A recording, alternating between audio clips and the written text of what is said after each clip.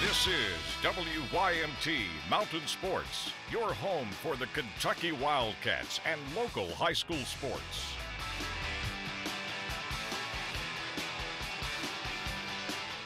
Well, Kentucky bounced back after a loss to Utah by beating Illinois in an elimination game Saturday night. The Wildcats back on the field today to play Utah, and they would need a pair of wins over the Utes to move out of the Lexington region and on to the Super Regional. The Cats had the home field advantage. Let's go to John Krapp Stadium. Pitchers doing the third. Silver Samuel.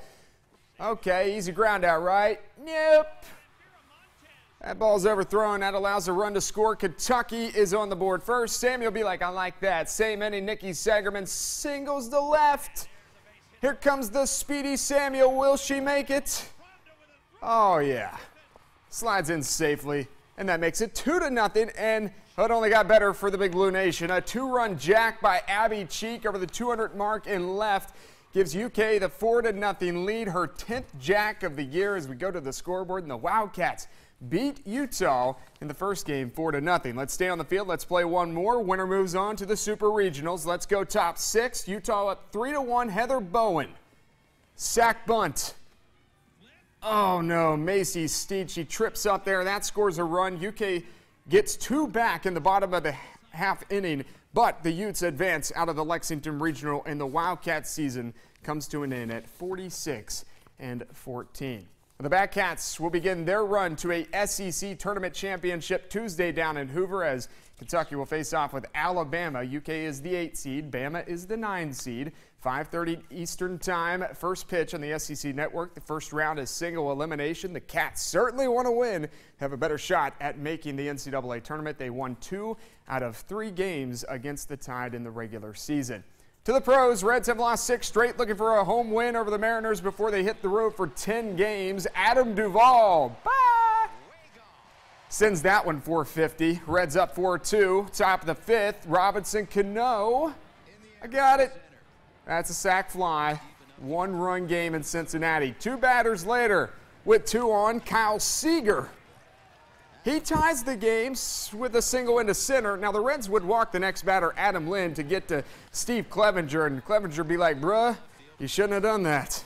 Base is loaded. He drives a single to center. Nelson Cruz come on down. Seager, he's thrown out at home, but the Mariners, they hang on to win. The Reds, well, they just stink at this point. Mariners win 5-4. Oh, Kit DeZormo rode Exaggerator to a win at Preakness 141, knocking off the undefeated Nyquist. The chance of a Triple Crown sunk in the Baltimore slump when DeZormo passed the Kentucky Derby winner and then decided to take it to the rail where the trainer Keith DeZormo thought he shouldn't be. But in the end, it was the right move because of something you couldn't see on television. When I first saw Kent's move to go directly down to the rail and everybody else is 5 or 6 off, I'm like, oh gosh, Kent didn't ride a race today. He doesn't realize that the inside is a quagmire. And I thought, oh, he's doing the wrong thing. But Kent just told me there's a tractor track down there, which gives it a firmer base. And he got over the tractor track and just skipped along. Tractor tracks, major key.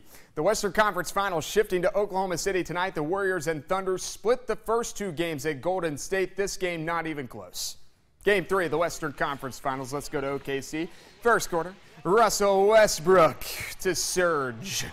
Oh my goodness. Take another look at this. Serge Ibaka. Thunder up by 12. Final minute of the first quarter. Warriors down 7. Steph doing Steph things in the corner. But OKC would just put the pedal to the metal. They scored 62 in the paint. There you see Kevin Durant getting it to Westbrook, rocking the rim. Thunder take a 2-1 lead in the series tonight. Look at the final, 133-105. Well, a birdie day for Sergio Garcia had him in contention at the Byron Nelson. But even after 6 birdies on Sunday, he was watching from the clubhouse. That's because Brooks Koepka was on the path to win, but here at the 18th, Koepka with a birdie putt to win, a little wide left and a little bit short. No good. He pars to stay at 15 under. That's what Sergio finished. So we're going to play some extra golf. First playoff hole, Koepka, long bogey putt.